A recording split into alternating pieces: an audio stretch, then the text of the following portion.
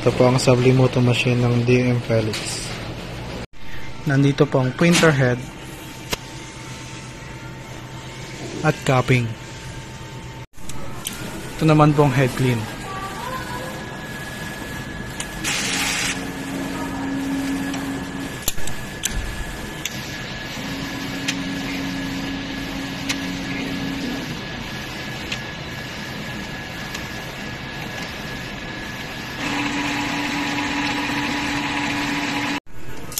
Ito naman po ang nozzle check.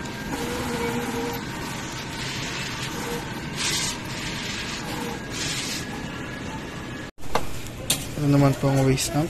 Nagdi-dispose po kami hapon at bago umuwi. Ito naman po ang ink system. As of now, nasa tama naman po siya. Ito naman po ang AVR.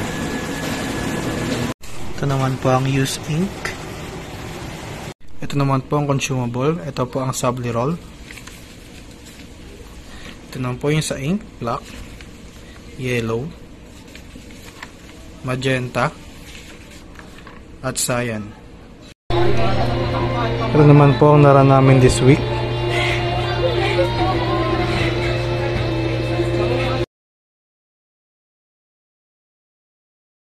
Ito po ang printer daily checklist.